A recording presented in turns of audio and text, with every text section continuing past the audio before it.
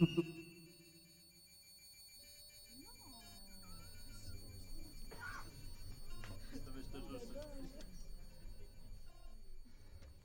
beaucoup. J'aime ça travailler quand je regarde un film. Tu sais, j'aime ça avoir mes responsabilités. Et un peu comme on a, le genre romanesque, en fait, comme on a quand on lit un roman, on place les choses. Et j'avais le goût de faire justement parler de tout ce qu'on... en Europe, l'immigration était un sujet assez important à ce moment-là, en Italie particulièrement. Et bon, j'avais le goût d'abord de travailler avec des Africains qui ne sont pas des stéréotypes des nouvelles, puis d'essayer de voir comment on peut partager donner aux spectateurs la possibilité de jouer avec qu'est-ce qui est vrai, qu'est-ce qui est faux, en fait, de ne pas guider les gens, de ne pas devenir démagogique avec le sujet. Donc, c'est ça. Tu sais, comme tantôt, je parlais du néo-réalisme. Tu sais, ce que j'aime dans ce genre cinématographique, c'est qu'il y a de la gaucheté, les comédiens ne sont pas toujours bons. Mais à quelque part, il y a une vérité qui sort de la fausseté, en fait, bien avant Donald Trump et ses fake news. Il y a comme quelque chose de profondément vrai, tout en étant faux. C'est-à-dire que ces gens-là, je les ai fait jouer par moments, c'est assez clair aussi d'ailleurs. C'était ça, c'était essayer d'approcher ce drame-là, en fait, c'est un drame, puis montrer comment ces gens-là sont vraiment des vrais survivalistes, qui sont débrouillards, ils veulent absolument devenir européens ou enfin mettre l'Afrique derrière eux, là, pour différentes raisons. C'était ça un peu, de vous lancer à la balle, en fait, dire, essayez d'organiser. Imaginez comme on vous haït, on parle de vous dans les nouvelles tout le temps pour toutes sortes de raisons, puis vous avez la télé ouverte, là, puis ça vous renvoie toujours à vous-même, aux critiques de la société par rapport à vous, aux appuis, en fait. Il y a du monde qui les appuie aussi. C'était ça, tu sais, de ne pas faire de démagogie, contrairement à ce que les nouvelles font généralement avec les catastrophes mondiales. Correct. Viva, je passe mon micro, mais je suis très curieux de savoir ce que tu penses des deux films, parce que je suis très content, comme à l'instant de l'an dernier, Viva a amené Exactement. C'est génial. Parce que bon... Parce que je n'ai pas fait de film, alors. Oui, absolument. J'amène des livres. C'est ça qu'il faut, puis t'es pas mal l'esprit le plus vif que je connais sur le documentaire. Donc, puis justement, évidemment, tu t'intéresses au documentaire, tu t'intéresses aussi à la conservation, si je peux dire ça de manière assez large, ou en tout cas la représentation de la conservation, si je peux dire. Puis on est face à deux films qui, d'une certaine façon, sont des films qui travaillent à conserver le témoignage, à trouver des manières de conserver le témoignage pour que ça nous aide à faire du sens un peu de tout ça. Donc, j'ai cru de savoir un peu ce que tu avais pensé de tout ça. Merci. Je ne joue pas, je suis vraiment intimidée, ce n'est pas une posture confortable. Vous avez travaillé sur deux films très importants, avec une histoire démesurément dense derrière, mais vous avez travaillé longtemps. Et nous, spectateurs, on le prend en une fois, peut-être en deux fois. Je visualisé le film avant la séance d'aujourd'hui, mais c'est très difficile comme posture. Tu es entraîné, tu es directeur de festival, c'est ta responsabilité. Et aussi, l'un de tes métiers, c'est critique cinématographique. Quand on enseigne l'histoire du cinéma, on est lent. On lit, ça prend du temps, donc maintenant je suis vraiment terrorisée, excusez-moi. Alors, ça va aller. Ça va, merci, c'est très bien. Peut-être par rapport à la question que tu que tu poses et à laquelle j'essaye de réfléchir sur la notion de conservation de témoignage.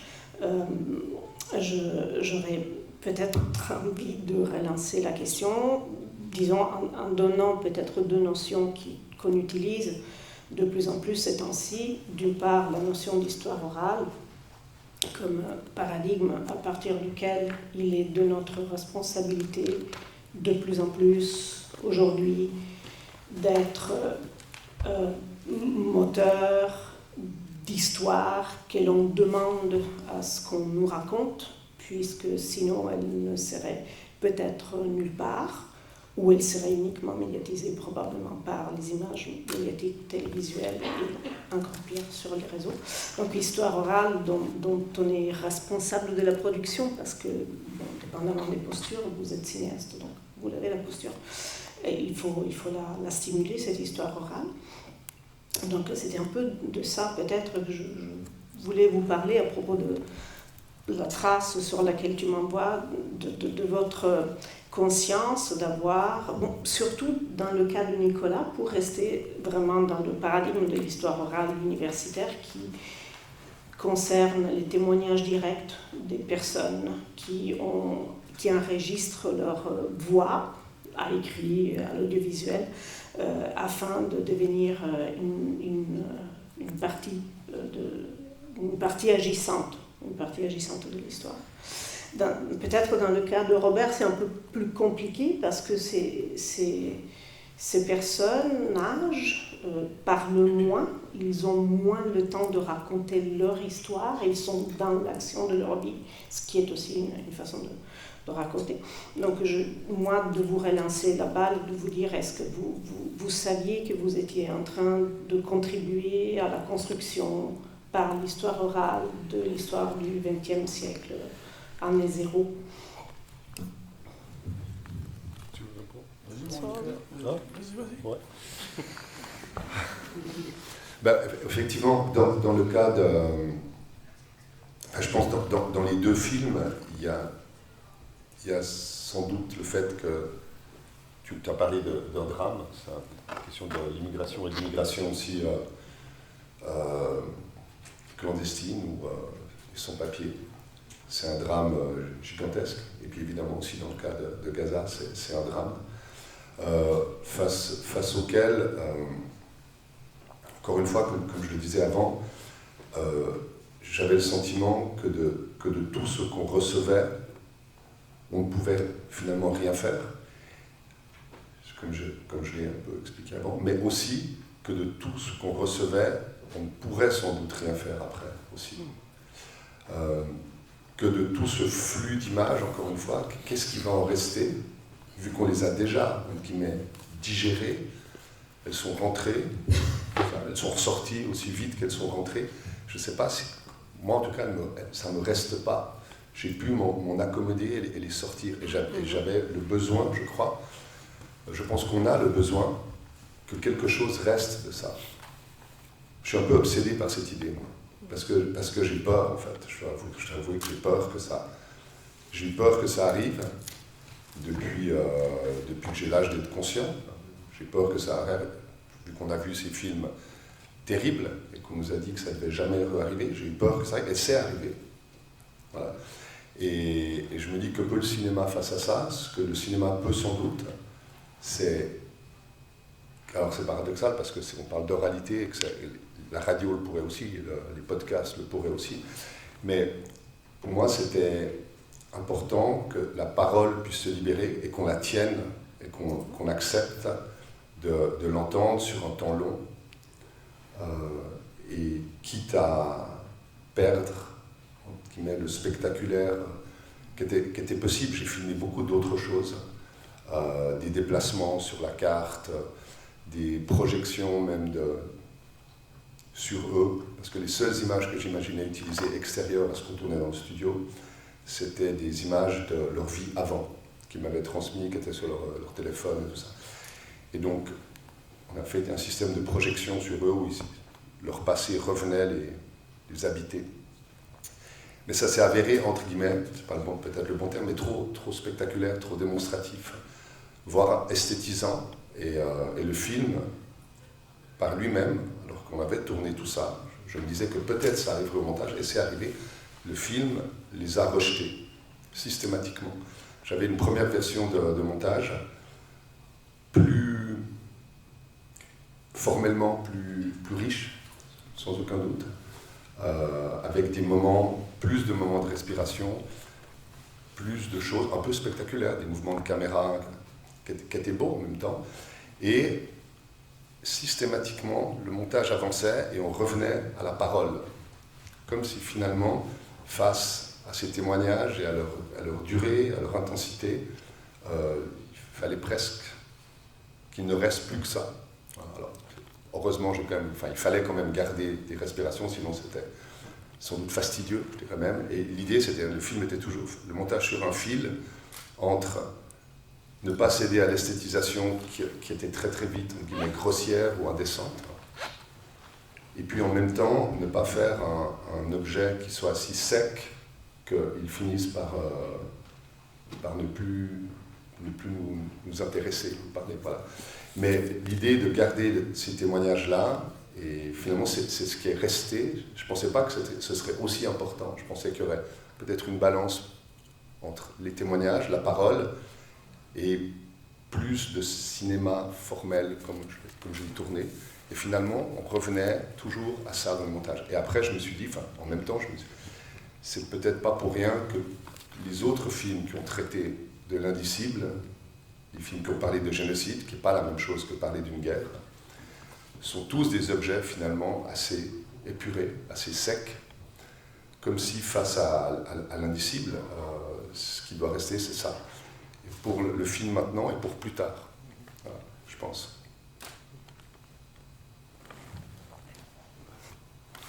J'ai répondu un peu? Oui. Ça m'a plu. Merci. Ben moi, contrairement à toi, j'avais pas du tout l'intention de... Pour moi, de façon très égoïste, je voulais faire un film formel.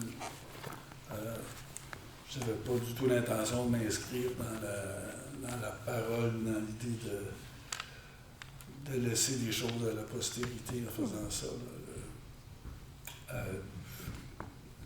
C'est ça, pour moi le cinéma c'est un art très personnel, très égoïste, masturbatoire, on peut dire.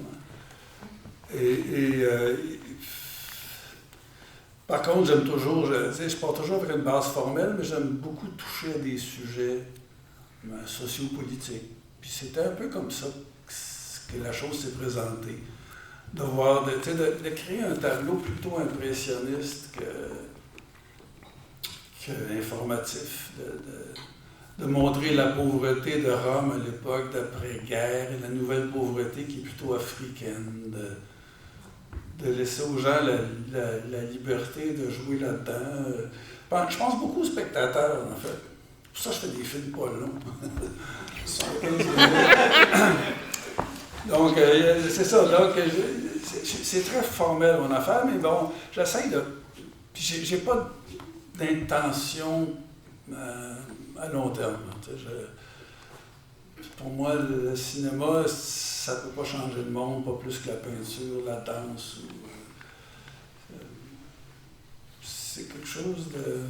C'est des objets inutiles qui peuvent être utiles à certains individus à certains moments donnés. Tant mieux. Mais pas plus que ça. Je suis sûr, on a déjà eu ce débat, je pense, 43 000 oui, fois. Pêche, on l'a tous les jours. Fishing with Bob. Ah ouais. Nous, on n'est pas venu à la pêche avec vous.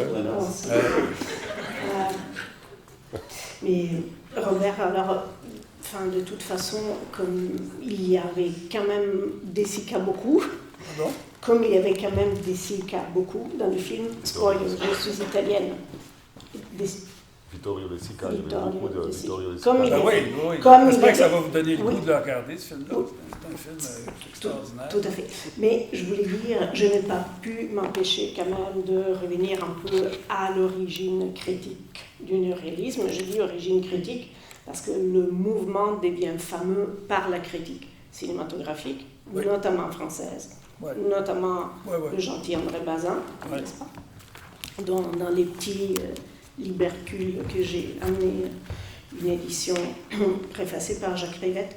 Et en fait, quelque chose de très chouette dans son article un peu inaugural de 1948, qui est le cinéma réaliste ou l'école italienne de la libération. Il le publie dans Esprit.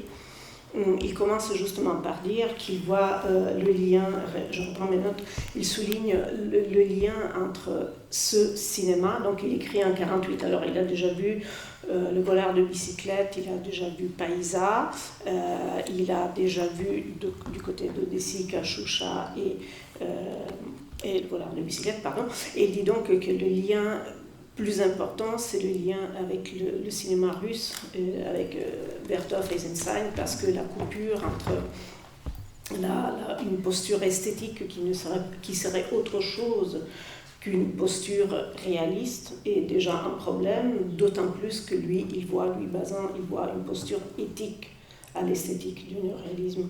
Et donc, déjà, il écarte, il met un peu de côté le cinéma allemand expressionniste en disant bon, ce n'est pas ça, ce n'est pas un jeu sur la forme, c'est autre chose qui a à voir et avec l'esthétique et avec la réalité et en cela avec l'éthique. Alors lorsque tu dis que en balayant un peu que finalement c'est pour la forme et ce n'est pas pour le réalisme, ben c'est une depuis les origines, c'est une façon d'y rentrer dans le réalisme. Oui, mais c'est pas, comme je dis, j'ai pas exclu le réaliste, ou loin de là, mais j'ai pas exclu le réaliste, mais je voulais pas le rendre verbeux, c'est-à-dire que je voulais pas passer par la parole, comme c'est souvent le cas dans les films néo-réalistes. Là-dessus, je me détache du néo-réalisme. Les films sauf peut-être certains films du néo-réalisme, les films de Rossi, de Pontecorvo. J'essaie de. Je voulais vraiment faire quelque chose avec de visuel, surtout, de formellement, c'est de l'audiovisuel.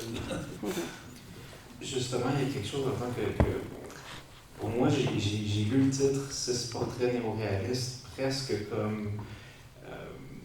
comme un jeu de mots, dans le sens que j'ai lu néo-réaliste comme quelque chose qui est littéral, pas seulement par rapport à ce courant du cinéma d'après-guerre, mais aussi par rapport à l'époque d'aujourd'hui. Oui.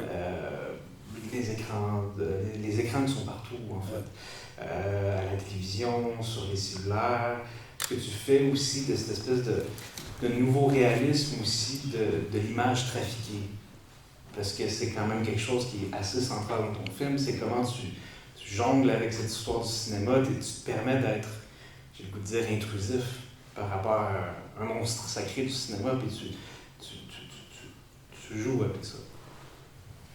Oui, ben tu sais, je pense que l'histoire de l'art est faite d'acquisition puis de vol, en fait, puis on veut dire ça. Puis que c'est ce que je voulais faire, c'est voler. En fait, ce film-là ne pourrait jamais passer dans une salle. J'ai aucun droit sur tout ce qui était passé. J'ai pas payé M. Desica, pas plus que Fanpage. Donc, tu sais, j'avais le goût de faire un geste, de dire, regarde, le cinéma pourrait se citer lui-même. Et on devrait pas être coupable ou poursuivi parce qu'on cite le cinéma ou la télévision. Donc, je me suis payé un luxe, en fait. Ça a coûté 42 000 $ de vos taxes. Mais c'était ça l'idée. C'était de m'accaparer des choses puis de leur donner un autre sens, qui est le sens qu'on leur attribue généralement au trait de le faire avec amour, ces gens-là, je les ai, tu sais, mes participants, c'est les seuls que j'ai payés, en fait. Je n'ai pas payé Desica et compagnie, mais ça s'est fait de façon très organique, ce film-là. C'était pas...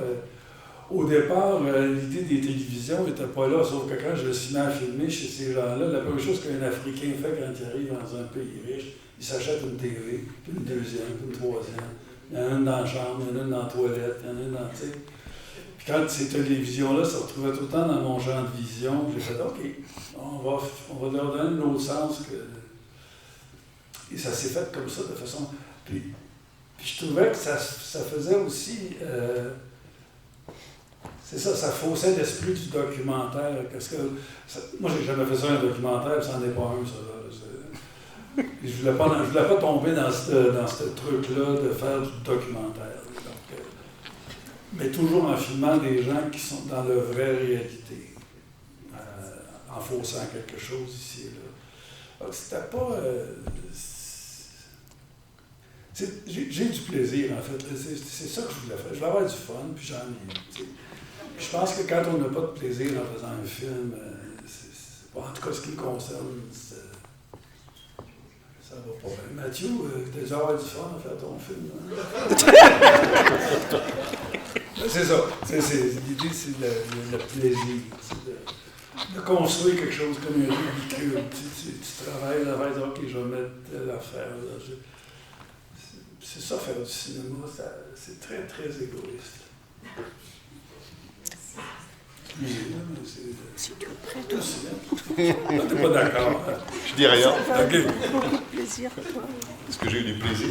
Ben, j'imagine que oui. entre les moments où les gens pleuraient, bien sûr, du fun. C'est super le fun. J'étais sûr que ça allait être comme ça. J'étais sûr. Pourtant, je m'étais préparé. J'étais sûr. Mais du coup, puisque tout le monde s'est amusé à Rome, est-ce que tes personnages ont regardé le voleur de bicyclette ou pas? Bien, certains, oui. Des fois, parfois, je leur montrais. Oui. Oh, oui. Sinon, ça les intéressait pas, mais absolument pas. Ces gens-là, ils ont d'autres priorités que de regarder des vieux films. Mais comme tu t'es planté... Ils regardent des recettes à la télé. C'est pas... Ce qu'il y avait ces écrans, j'ai regardé une des choses, c'est Unbroken, c'est une série nigériane.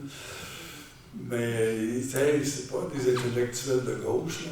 C'est des gens qui... C'est des gens qui veulent mordre dans la vie, qui veulent... c'est des immigrants économiques. La majorité de ces gens-là, c'était des gens de la classe moyenne en Afrique. Là. Ils ont vendu leur truc pour avoir une coche au-dessus. C'est ça, moi j'ai essayé de garder aussi cette dimension-là, c'est d'être un peu critique par rapport à...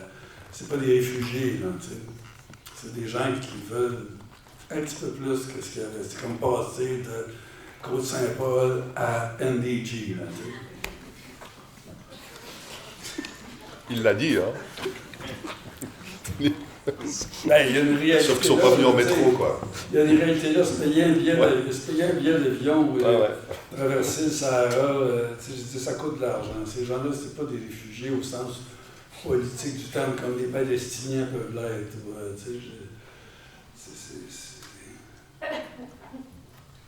Puis ils ont le droit, tu sais, moi je l'ai aussi, autant je peux critiquer leur égoïsme d'une certaine façon, autant je peux comprendre que c'est normal de vouloir ça, d'en vouloir plus quand tu regardes comment on vit. Ils voient tous les jours, puis on regarde, pourquoi pas moi, là, tu sais. En tout cas, moi C'est choquant, ce que je dis là. J'avais quand même espéré qu'il y aurait une communauté entre toi, Lamberto Maggiorani et tes personnages, mais alors non, j'ai rêvé. Oui. Ouais, hein. Non, ça n'a pas fait une communauté grâce à ça. Ah oui, on a eu du plaisir ensemble. Là. C'est ça, on a fait une communauté, mais en travaillant avec eux, je me suis rendu compte que ils ont des zones grises comme moi j'en ai. Là, j'ai encore des questions, je crois qu'il y a encore des questions, mais je veux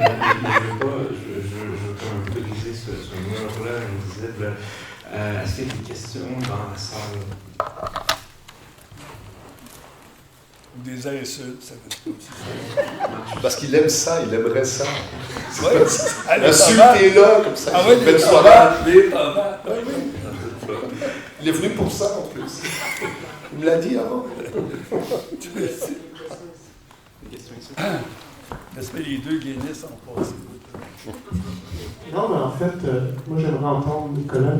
Il faut donner le droit de réplique aussi, dans le sens où tantôt tu as dit moi je dis rien, mais je pense que c'est clair que c'est pas ce genre de Q&A en fait, que j'aimerais entendre ta version en fait. Excuse-moi, sur quoi? En fait, tu sembles en désaccord avec Robert, donc je serais curieux d'entendre ton point de vue. Ah non. Ah non, je suis pas en désaccord, on a une approche, je pense, de manière générale, pas radicalement différente, je pense, mais parce que je pense qu'il faut aussi faire la distinction dans ce que dit Robert entre le cinéma qu'il fait et ce qu'il en dit. Hein. Donc, si ça se passe bien, il se fait chier. Donc il faut que ça brasse un peu. Et moi, on va en parler. Hein. Ce que moi je trouve intéressant, c'est que le film de Robert, malgré tout ce qu'il vient de dire sur son film, est, à mon sens en tout cas, pas parce que je crois que j'y projette peut-être ce que j'ai envie d'y voir, mais bien plus humaniste et bien plus tendre et doux que ce qu'il vient d'en dire. Et que je pense qu'il y a une espèce de dissonance entre un désir, il est comme ça Robert, de provoquer, de bouger les lignes, et puis en même temps le film est traversé d'humanité. Alors moi ça me fait un peu marrer,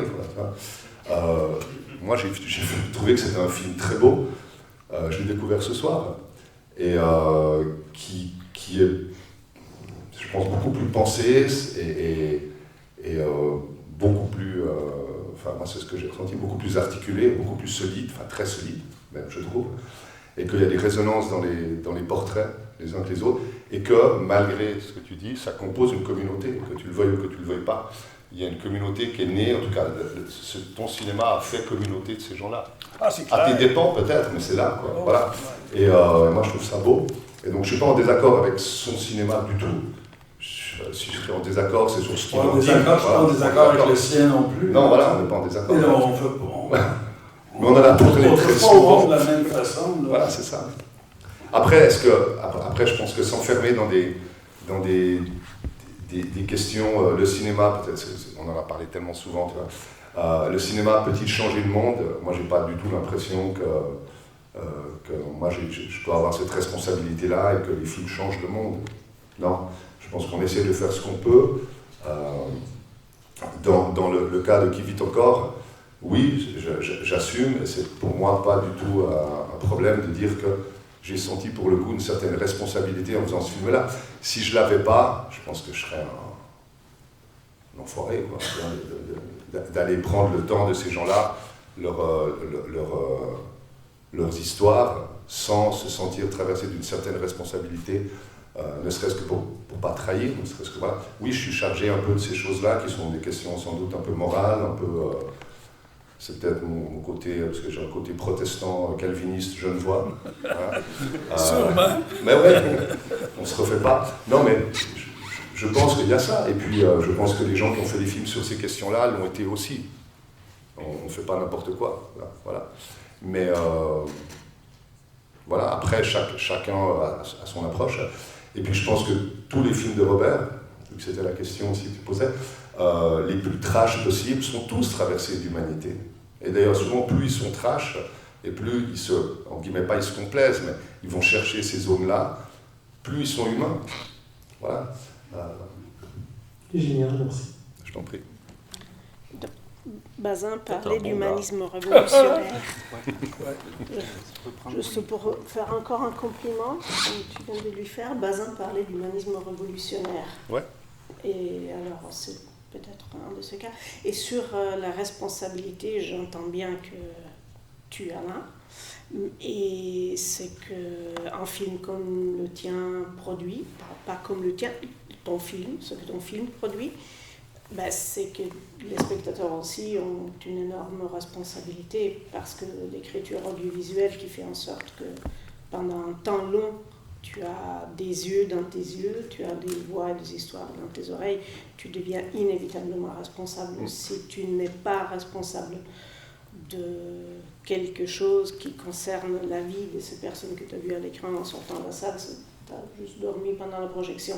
Donc, du coup, par rapport à la communauté qui se crée, dans ton film, sans doute, tu as vraiment œuvré à ce qu'il y ait un lien plus fort entre ces individus parce que voilà, tu leur as fait partager cette mise en film, mais avec les salles aussi qui vont voir le film. Est-ce qu'il y a des salles qui s'en sortent toutes seules ou tu accompagnes toujours le film? Alors, non mais pour le moment, le film n'a été que dans des séances uniques de festival, que je n'ai pas toutes pu accompagner, parce qu'il a vraiment commencé à tourner beaucoup.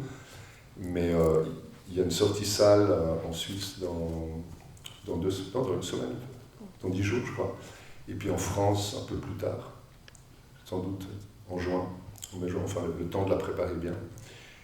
Donc non, je ne pense pas que je serai toujours à l'accompagner, mais par contre, on va essayer de faire en sorte que, autant que possible, il y ait aussi des protagonistes du film qui l'accompagnent. Là, c'était un peu loin, Montréal, pour qu'ils puissent venir. Et puis aussi, c'est des problèmes de visa, de papier, parce que comme la plupart résident maintenant dans un espèce de statut qui n'en est pas un en Égypte, ils ont un statut tellement précaire, ils n'ont pas le droit. Ils sont vraiment dans une zone grise qui est terrible. En Égypte, quand tu es réfugié de Gaza, comme l'Égypte ne veut pas donner le sentiment de cautionner le désir de déportation du gouvernement israélien, comme la Jordanie d'ailleurs, ils n'accueillent pas vraiment, mais ils les accueillent pour des raisons, on va dire, humanitaires, en donnant un laissez-passer provisoire de 3 jours, qui dure, et on sait qu'il dure, hein, mais ils n'ont pas le droit de travailler, pas le droit d'avoir un compte bancaire, pas le droit d'envoyer les enfants à l'école, ils n'ont aucun droit, pas le droit d'ouvrir une affaire, de travailler. Ce qui fait qu'ils sont dans une situation tellement précaire qu'ils ne peuvent pas, c'est terrible, c'est la double peine, ils ne peuvent pas obtenir de visa. C'est pour ça qu'ils n'ont pas eu de visa en Suisse et qu'ils les ont nulle part, parce qu'il y a un risque migratoire considéré comme trop élevé du fait qu'ils ont un statut qui n'est pas bon là où ils sont. Donc ça va être compliqué de les avoir, mais certaines sont en train de se débrouiller, je ne vous dirai pas comment, mais pour sortir de ça. Et sans doute qu'il y en aura 2 qui vont être en Suisse et après en France aussi. Et ça, je pense que ça va donner aussi une résonance au film, dans les discussions avec la salle après. Parce que les gens, j'ai pu l'expérimenter au Caire, parce que quand on est allé montrer le film au Caire, il y en avait 7 qui étaient avec nous. Et c'était complètement passionnant parce que c'était comme un autre film qui continue, parce que c'était plus des questions sur le film seulement, mais c'était des questions aussi sur eux. Et donc là, justement, ça faisait communauté. Et j'avais le sentiment que le film leur permettait, en fait, non seulement d'être dans le film et de raconter ce que vous avez entendu et ce que vous avez vu, mais ensuite, c'est comme une espèce de lancement pour qu'ils puissent continuer à échanger et sur des choses qui n'étaient pas dans le film, d'autres choses. Et les discussions étaient très très longues, et elles continuaient après en dehors. Et je pense que si le film peut accompagner et aider à ça, c'est bien. Tu as déjà pensé à essayer de faire un suivi avec eux? Parce que tu as déjà un suivi. Le gros monsieur, là, il était dans un autre film avant, il était dans l'Apollon de Gaza. As-tu déjà pensé faire un suivi avec, mettons, leur vie en Égypte? Un autre film? Ben, un peu ce que j'ai fait avec, mettons, les Africains, mais bon, les Palestiniens qui vivent dans cette espèce de no man's land. De faire un suivi de ce film-là, en fait, de voir comment, une fois le drame passé, comment ils récupèrent dans cette espèce de planète qui n'en est pas une, en fait. Mais ça, c'est une question intéressante parce que non, j'y avais pas pensé du tout au départ. Je me suis dit, bon, on fait ce film. Donc, j'ai les droits d'auteur. Et après ça va être fini.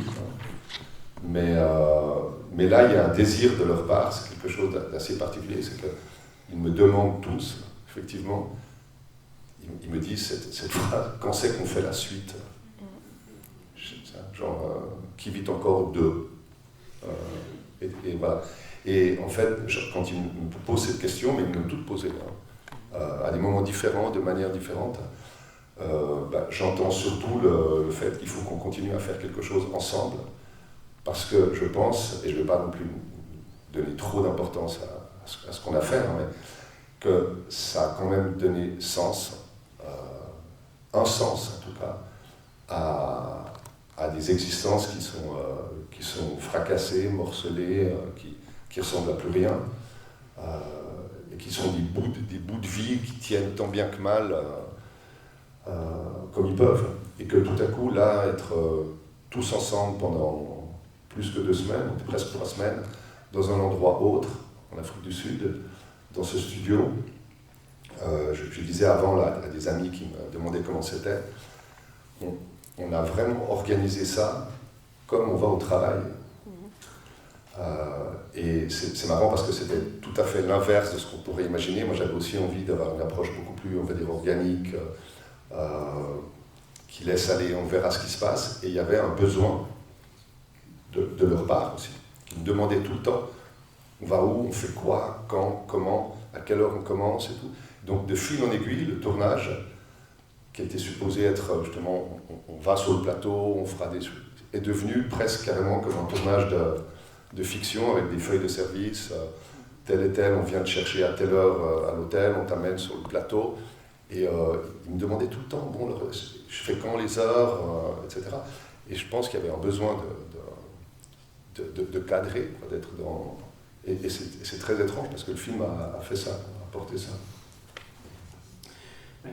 Justement, j'aimerais rebondir là-dessus, on vous poser une question à tous les deux, puis en citant Robert, tu dis souvent que le documentaire, ça n'existe pas. Puis en effet, face aux 2 films, si on prend ça au pied de la lettre, on est... Puis si justement, je reviens sur ce que tu viens de nous partager, Nicolas, par rapport au call sheet puis à cet horaire-là, on n'est effectivement pas en face, en gros guillemets, de vrai documentaire, dans le sens que c'est des documentaires qui viennent, en fait, d'une certaine manière, construire quelque chose, plutôt que d'observer ou démontrer quelque chose. On est moins dans la production, je dirais, d'une sorte d'objectivité, c'est-à-dire que vous ne cherchez pas à montrer comment ça s'est vraiment passé, parce qu'encore une fois, on contourne les images. On est plutôt dans une sorte de présentation d'une forme de subjectivité. Il y a quelques mois, on a perdu Peter Watkins. Puis, d'une certaine manière, je ne sais pas, je vous rattache tous les deux de manière différente, beaucoup à son influence, puis à une génération de cinéastes qui regardaient vraiment la caméra comme un outil de communication, puis qui permet en retour plus facilement peut-être de faire de la caméra une sorte de champ de bataille autour de la notion même de vérité. Puis à mesure que le cinéma a les outils pour mentir de mieux en mieux, d'une façon, encore plus efficacement là, avec le deepfake, l'intelligence artificielle, puis là, je rebondis encore là, sur les effets que tu utilises aussi, Robert, en suturant un visage là, dans la dernière séquence du film. Je me demandais comment vous situez votre pratique documentaire, en fait. Commence, vas-y. Mais moi, j'en fais pas. Non, mais lui, c'est réglé, il ne fait pas de documentaire. C'est-à-dire que j'en fais pas vraiment. Ce que je fais, ça ne s'approche pas du genre documentaire. Mais tu cherches une forme de vérité. Oui, mais ça, la fiction, je fais ça, tu sais. J'ai regardé un film de Bellator l'autre jour, lui aussi, il est mort il n'y a pas longtemps, et il touche à de la vérité. Hein, tu sais, quand tu fais du cinéma, que ce soit de la fiction ou que ce soit du documentaire, tu essaies toujours de toucher une certaine vérité, en fait, qui va toucher les gens. Mais techniquement, je n'en fais pas de documentaire. Tu sais, je me sers d'éléments. Moi, je te dis, je suis dans la lignée néo-réaliste italien. Là, je me sers d'éléments du réel de façon artificielle, en fait, d'une certaine façon, mais avec un feedback sur le réel. Tu sais, Nicolas fait beaucoup plus du documentaire, ou André Lune, ma compagne. Tu sais, vous faites du documentaire. Ça ne veut pas dire que vous faites de la caméra de surveillance. Là. Tu sais, vous êtes subjectif dans ce que vous faites. C'est pour ça que je dis que ça n'existe pas, le documentaire, dans le sens. Non, mais ça n'existe pas ou c'est ça qu'on ne fait pas? Non, mais ça n'existe pas au sens... Ça n'existe pas, on s'en fout. Au sens classique de la définition, genre, le seul vrai documentaire, c'est une caméra de surveillance. Voilà, ouais. Mais tu sais, il y a beaucoup de documentaires depuis il y en a nombreuses années qui sont des objets étranges. Ouais, qui sont pas loin de l'eau. C'est pas du cinéma vérité. Non, c'est ça. Ça aussi, c'est très subjectif. Ouais, mais ça, c'est ce que le film que tu as fait, c'est quoi, tu penses? C'est une fiction, pour moi. Ok. Ces gens-là, je les ai choisis en fonction de ce que je voulais. Ouais. J'ai pris des gens qui n'étaient pas des archétypes. Ouais, dans les festivals documentaires, il y a des films comme ça, il y en a beaucoup. Oui. Mais tu sais, ce que j'ai vu sur la TV, puis j'ai choisi des scènes, j'ai fait en sorte de ne pas les faire. Ils parlaient beaucoup, ces gens-là. J'ai coupé le maximum de ce qu'ils disaient. Dans le bout de la ligne, il ne reste pas grand-chose. Il parlait trop. Oui, je trouvais qu'il parlait trop. Non, c'est ça, tu sais, comme ça n'existe pas plus la fiction non plus, d'une façon générale. Tu sais, quand tu filmes un acteur, t'es pas nécessairement, t'es dans un être humain, t'es pas dans... Tu sais, là-bas, en fait, je vois la marge très mince entre le documentaire et la fiction, c'est ça que je veux dire. Oui, c'est ça. Nicolas, il serait proche de la caméra de ça. Ouais. Non, mais moi la question tu as abordé la question de l'objectivité. Moi, elle est, je pense que pour la plupart des gens qui font du documentaire, elle est réglée, soldée depuis longtemps. Ça n'existe pas vraiment. Il y a juste les reportages de télévision qui nous ont fait croire que ça existait, mais ça n'existe pas. Ça, pour le coup, de la même manière que le documentaire n'existe pas pour Robert, moi je pense que l'objectivité n'existe pas. À partir du moment où tu poses un regard sur quelque chose. Mais pour revenir à la question sur Peter Watkins, ça, tu vois par exemple Punishment Park, pour moi c'est un des films les plus importants pour moi en tout cas, de l'histoire du cinéma, justement dans le sens où il brouille ses frontières en permanence, et que c'est quand même un film, il y en a d'autres, il n'y a pas que celui-ci, où on peut le montrer. Chaque fois que j'ai fait l'exercice de le montrer à des gens qui n'étaient pas au courant de la genèse du film, ils ont toujours cru que c'était du réel. Et je pense qu'il y a très peu de cinéastes qui sont parvenus à ça, parce que c'est très très compliqué à faire. Très très compliqué à faire. Autant dans les mouvements de caméra, de donner l'impression d'être toujours en retard. Voilà.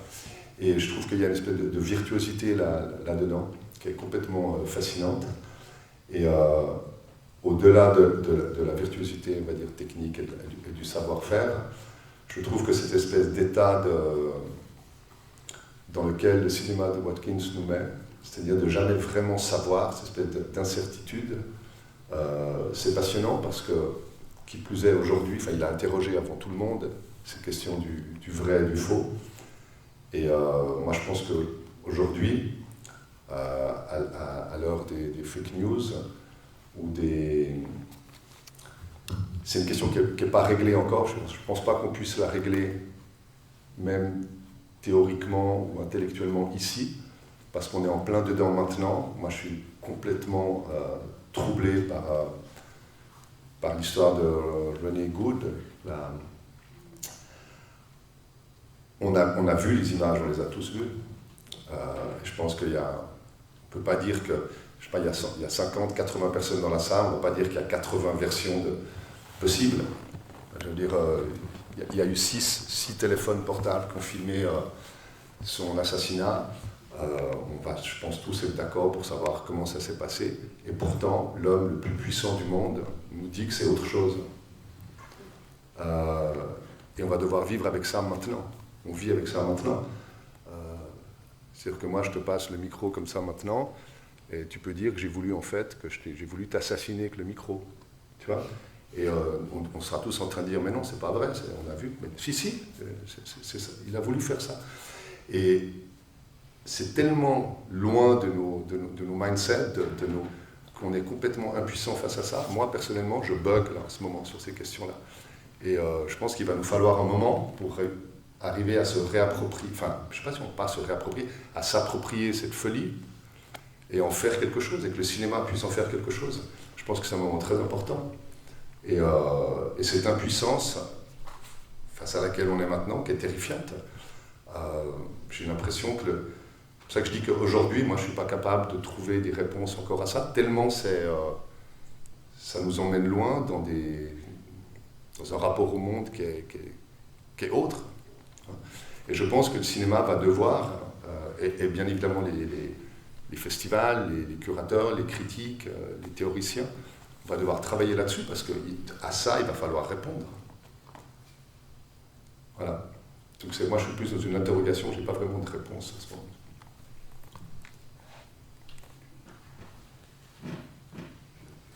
Question à la salle. Ah, ouais, ça. Je veux simplement dire effectivement que ce que j'ai apprécié dans votre film, c'est qu'on avait dit que justement que le néoréalisme était un cinéma de voyance en fait, après le trauma de la guerre. Et ici, c'est comme s'il y avait une traduction littérale en fait, et très contemporaine du fait de voir, puisque c'est par le phénomène souvent de la marche ou le fait de voir qu'on bascule d'une ville à l'autre. Donc ça, j'ai trouvé que c'était intéressant par rapport à éventuellement une relecture du néoréalisme par rapport à ce rapport à la voyance.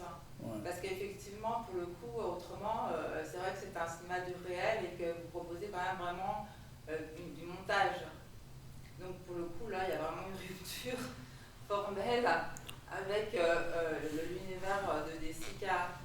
Mais s'il y a un pont peut-être à faire, c'est peut-être à ce niveau-là qui fait un raccord entre le réel de la ville et un réel qui serait plus celui de l'image aujourd'hui, mais où se refait quand même une lecture de la ville et un portrait de Rome. Enfin, en tout cas, moi ce que j'ai bien aimé, c'est par rapport à votre provocation en ce qui concerne l'interprétation de la thématique de la migration et vos remarques, c'est que peut-être effectivement qu'il y a un très gros flottement interprétatif sur tout ce qui se passe. Donc en fait, il y a une sorte, pour le coup, à la différence du premier film qui est aussi très très beau, il y a une sorte d'énorme respiration parce qu'à chaque fois, on se demande ce qui est effectivement ce qu'il y a à lire dans l'image. Et c'est en ce sens-là où je pense effectivement qu'effectivement on est sur une corde raide entre le réel et la fiction, mais c'est pas tellement ça aussi, c'est qu'on se demande toujours, c'est comme si le sens était complètement ouvert, hein. Parce que c'est vrai que par exemple par rapport à votre réflexion qui est juste, qui est le fait effectivement que souvent ce sont des gens, pas que, hein, il y a des gens des gens très très pauvres d'Afrique qui migrent, et eux ils ont vraiment fait des exploits, mais il est vrai que c'est également vrai de dire qu'effectivement une partie d'eux viennent d'une classe moyenne et qu'effectivement de fait ils ont aussi, même s'ils ont accompli des exploits, de fait déjà ça ne touche pas la population vraiment pauvre d'Afrique. Ça c'est vraiment juste aussi ce que vous dites, mais moi je l'ai vu aussi par rapport je me suis fait la remarque par rapport en fait à ce qui portait aussi la marque du sac à dos qu'il portait, etc. Et puis effectivement le rapport quand même à une forme mais en fait c'est très intéressant, c'est la question des riches et des pauvres en fait était tissée d'une manière assez fine dans vos images, je pense, peut-être davantage que dans votre manière de présenter le contenu des images que vous avez proposées. Mais voilà, il y avait un côté de respiration très très grand. L'idée c'était quand même de balancer. J'ai fait bien attention de mettre Salvini qui est un nazi avec Crozza qui est un peu. J'ai essayé de doser les pour et les contre de l'immigration. J'ai essayé de ventiler le propos dans ma fiction, parce que c'est là que ça devient de la fiction. Je te montre quelqu'un qui est contre, quelqu'un qui est pour, quelqu'un qui est contre, quelqu'un qui est pour. C'est ça, construire un film. Puis de le laisser respirer aussi, de vous laisser le choix de pencher vers un ou vers l'autre. Moi, c'est clair que je me sens assez ambigu par rapport à l'immigration, moi-même. je ne suis pas contre, mais je ne suis pas pour nécessairement. Je ne vois pas pourquoi il faut absolument changer de pays. Mais c'est une question très personnelle. Là, j'ai essayé de toucher à ça, en fait. Là, je pense que c'est un peu trop lourd sur des problématiques c'est ça. de mondialisation et tout le reste. Oui, mais ça a toujours existé. Ça a toujours existé. À l'époque des Romains, la moitié de Rome, c'était des Gaulois. Là, c'était déjà ça. Là, peut-être le temps pour une ou deux dernières questions. Ouais.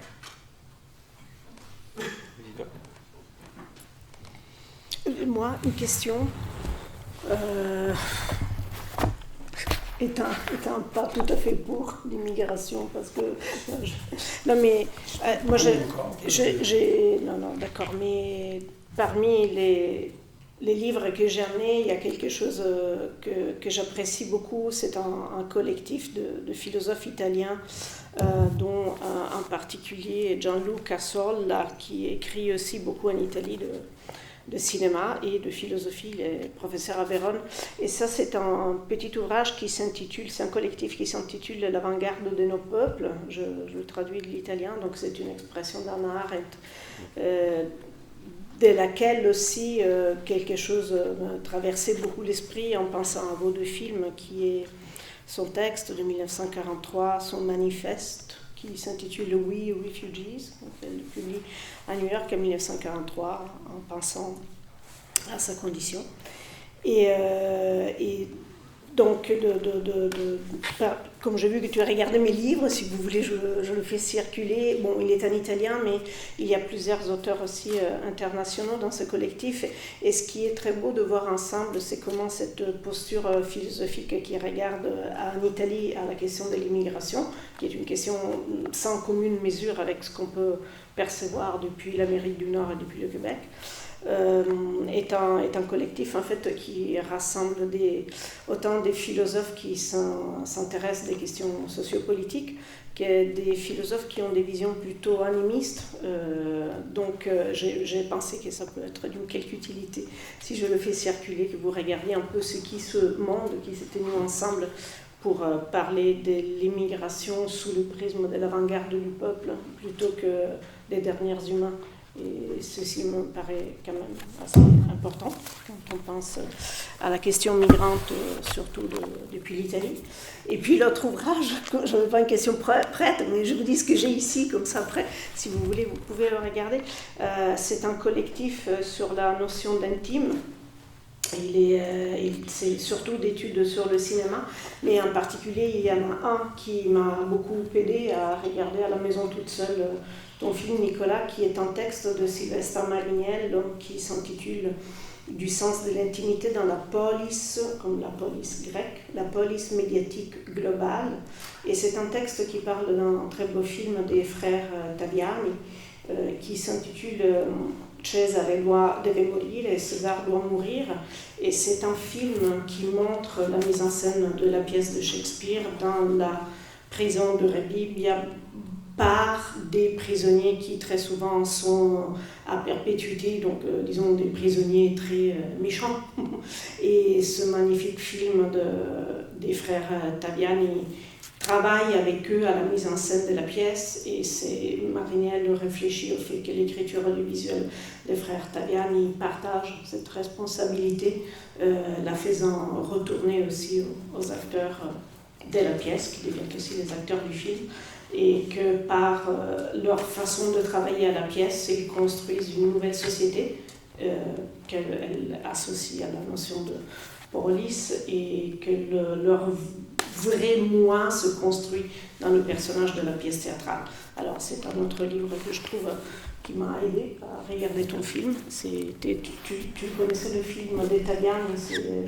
Je connais les frères Taviani, oui. Mais pas ce film-là. Oui, alors absolument... il y a vraiment beaucoup d'abstractions différentes de la tienne, mais on parle aussi, on écoute plutôt des personnages qui récitent un texte, qui ne disent pas leurs mots, mais dans leur manière d'habiter le texte, tout leur corps est là avec tout leur passé, donc ça, voilà, c'est la présence du corps.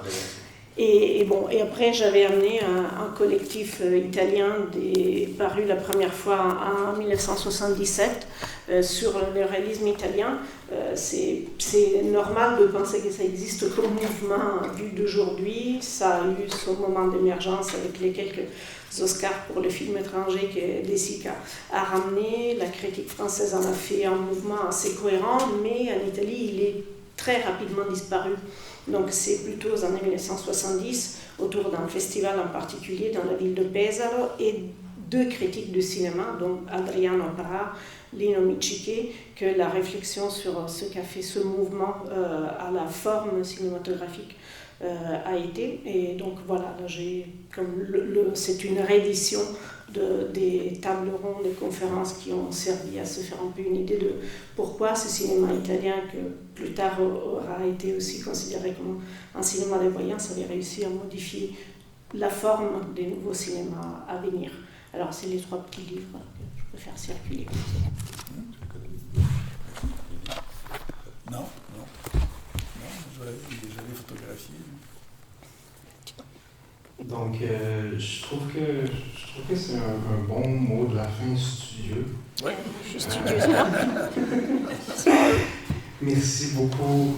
Un plaisir. Robert, Nicolas, Vida. Merci à vous. Merci.